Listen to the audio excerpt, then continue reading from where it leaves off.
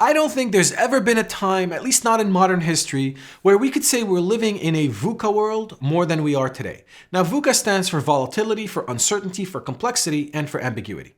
Volatility because the rate of change is just staggering. I mean, think about it. Up until a few weeks ago, we were dealing with a pandemic and COVID, and then we started to talk about the economy and inflation, and today we're dealing with a war in Europe, in particular in Ukraine.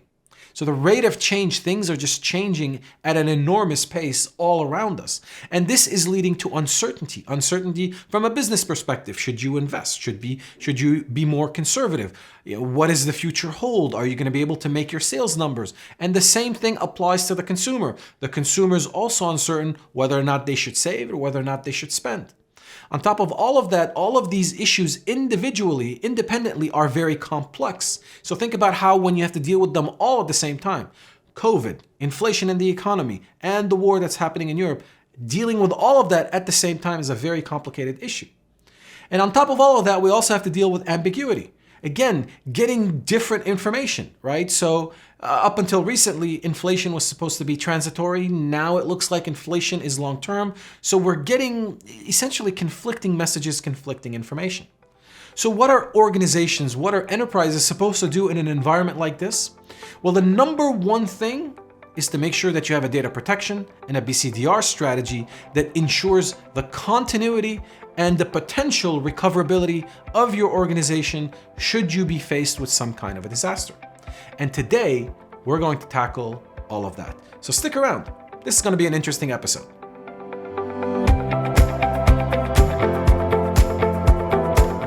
Welcome back, everyone. My name's Elias Khnaser, and today we're going to answer the question, what are the top 5 essential BCDR strategy components? Now, if you like this type of content, don't forget to like, to subscribe, to share, leave a comment below, and hit that notification bell so that you're alerted the next time I upload a video. President Eisenhower once said, "The plan is useless. It's the planning that's important," highlighting the importance of all of the activities that we do in preparation for whatever event that we're trying to protect against. Because when that event happens, the set of circumstances are going to be very different than potentially what we've planned for, and as a result, that renders our plan useless. But if we've done everything in preparation, then that will put us in a very good position to react rapidly and make sure that we can get our organization through this event. Number 1, what are you trying to protect your organization against? Are you trying to protect the organization against a fire, against a blizzard, an earthquake, a hurricane, war, cyber attacks, something like COVID? What are you trying to protect your organization against? Now, the best answer that you can give me here is I don't know, because you're not supposed to know. This is something the business has to tell you. As IT, we're going to do our best to make sure that we've got HA in our systems, we've got resiliency in our systems, but we don't know what the business is going to need to protect against. Which brings us to number 2, the importance of having a business impact analysis or a BIA. Now, typically a BIA is not conducted, nor would I advocate that it should be conducted by IT. BIA should be conducted by the business. It is a business impact analysis. This is where the business is going to identify its vulnerabilities, its weaknesses, its dependencies. It's going to be able to classify the applications and give you the applications that it relies on in order to sustain whatever event or disaster that they're trying to plan against. So having or conducting a business impact analysis is crucial. What IT can and should do is influence the business to go through this type of an exercise. Because out of a BIA, you're going to get crucial information, like your RTOs and RPOs, like being able to classify and tier your applications and data. All of this comes out of a properly done business impact analysis. It is well worth the investment, and I would encourage everyone, if you don't have a BIA, encourage your business to do that. That will also tell you what you need to protect against. You can't protect against everything. I was talking to a customer recently, and this is funny. The customer kept telling me, what if? So every time I would give them a solution for a particular problem, hey, if you're in the cloud and you're using one availability zone, use 2. If you're using 2 availability zones, maybe use a second region. If you're using a second region, maybe use a second provider. Like everything I threw at them, it was like, well, what if that fails? What if that fails? What if that fails? At the end, I had to stop and say, hey folks, Earth is a single point of failure.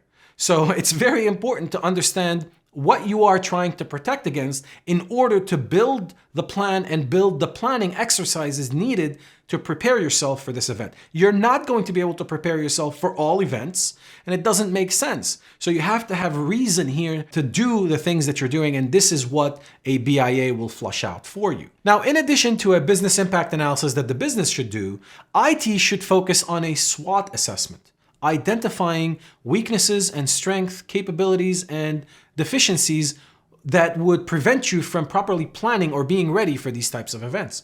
For example, do you have the right skill set? So if you determine that you're going to leverage the cloud for some DR capabilities, do you have the right skill sets? Do you have the right people that can deploy in the cloud in an efficient manner? Do you have the right budget in order to do this?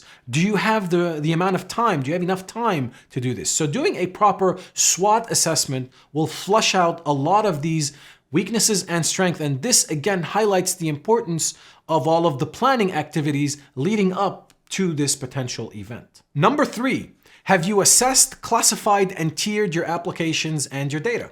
So if I were to ask you, hey, can you name your top 5 tier 1 applications? Do you know what these 5 tier 1 applications are? And if you say yes, then the next question I will ask you is, do you know what your RTOs and RPOs are for these applications? And the same thing will apply for your data. Have you classified your data? This is going to be crucial.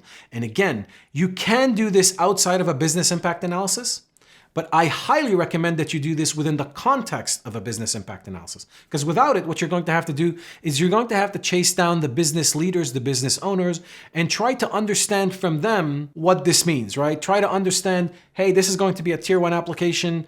What is my RTO and RPO? And you have to go through that exercise with them, as opposed to offloading that to a service. Maybe a consulting company will come and do this and give you all this information that will significantly accelerate your ability to get access to this data so that you can plan properly. But classifying your applications become important. So what we want to do is make sure that we're classifying, for example, the IT applications, core IT services. Those we need to classify. So that's a tier on its own. Tier 1 applications, those are your most important applications, mission critical applications. Maybe tier 2, those are your important applications, and tier 3 and so on and so forth. And you want to do the same thing with your data, because the emphasis when you're trying to protect something, the emphasis is going to start at these most important applications, because these are the applications that the business is going to rely on to sustain any kind of disaster event. And these are the applications that you need to focus on in the recoverability phase in order to make sure that the business can recover in a timely manner. Number 4, what are your site HA plans or high availability plans? Now, I'm sure you're doing high availability within your systems, but what are your site HA plans? Especially if you're using a hybrid architecture, you're on premises and you're in the cloud. Are you using multiple availability zones or maybe more than 2 availability zones? Are you in multiple regions of the same provider? Have you branched out to multi-cloud, essentially, where you have multiple providers? Have you decided which applications are going to go to which provider, and what is the strategy you're going to take there in order to de-risk? So having a site high availability is crucial. If you're not in the cloud, on premises, what is the site HA? Do you have co-location that you're dealing with? How far is this co-location? Can you still be within synchronous replication, or is it asynchronous replication? Is it an active-active? Is it active-passive? So all of these things need to be flushed out. And also you want to make sure that you have the proper runbooks. How are you going to fail over? How are you going to fail back? Because failing over is always the easy part. Failing back is always the hardest part. So how are you going to do all of these? So making sure you have a proper site high availability plan becomes critical. Number 5, what is your data protection plan? This brings us to today's video sponsor, Veritas. Being able to control the recoverability of your data is going to be crucial for the survivability of your business, which is why on this channel, we've talked many times about the fact that it's your data, your responsibility, wherever it is. Today, data is everywhere. Infrastructure is everywhere. Applications are everywhere. And as a result, your backup and recovery solution has to be able to support all of these everywhere. So whether it's on-premises data center, whether it's in the cloud, single cloud provider, or multi-cloud, whether it's at the edge, or whether it's any of the SaaS applications that you're using, you have to be able to have full control over your recoverability, and that means you need to be able to back it up. So Microsoft 365, yes, you should be backing that up because then you will have full control over your recoverability out of Microsoft 365. And this is just one example of many that you should be doing. Veritas's net backup solution empowers you to do that because it'll back up your systems, it'll back up your data, it'll back up your infrastructure regardless of where it's at. That's one of the reasons why I like, and I've always liked, the Veritas net backup solution. This brings us to another point.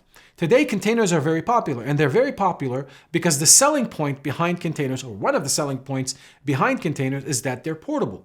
But if you've worked with containers for any amount of time, you'll realize that yes, while they are portable, it's not as easy as I'm just going to move it from point A to point B. There's more involved in the process. The net backup solution also allows you to back up your containers, your container namespace, and move it from one environment, one cloud provider to another with relative ease. This is one of the other reasons, the additional reasons why I like the net backup solution, because as we focus more and more on containers, being able to know that I have a solution that allows me to move this in a seamless way as much as possible becomes crucial to the success of my BCDR plan. And folks, we can't not address ransomware and cyber attacks, especially with everything that's going on. So you also want a solution that will empower you to detect these anomalies. Use artificial intelligence to detect these anomalies across all of their systems, but across third-party systems as well. You want to be able to monitor for malware and scan for malware and be able to remediate. All of that has to be within the context of a single solution. Now, ransomware is important because SonicWall estimates that in 2021, we had over 620 million ransomware or cyber attacks that happened, right? So that's 30, every 30 seconds we were having some kind of a ransomware attack. So it's crucial as part of your BCDR strategy, as part of your data protection strategy, that you have a solution that empowers you to address that as well. This is one of the reasons why I also like the Veritas solution. Now, on top of all of that, we need to also have a proper backup strategy. So a 3-2-1 approach would be recommended here, where you have 3 copies of your data that are stored on 2 types of mediums, maybe on disk and in the cloud, and maybe you have one that's stored offsite or on some kind of immutable storage. On an immutable storage, this data cannot be tampered with, it cannot be modified. It's like a read-only copy of this data. So you always know that a worst case scenario, you have this clean copy of your data that's available. Again, one of the reasons why I like the Veritas solution, it offers you this one-stop shop for protection against, ransomware, against cyber attacks, a robust backup and recovery for your containers, for your traditional systems, and across all of these different areas, whether it's on premises, the cloud, multi-cloud, or at the edge, wherever infrastructure applications and data happen to reside. Now, last but not least, number 6, what are your testing plans? Now, I can't tell you how many times I've talked to customers that actually have BCDR plans, but have never tested these BCDR plans. It is crucial to test the BCDR plans. And I'm not talking about just testing one application. I'm talking about testing the plan. So coordinate with the business. This is not just an IT exercise.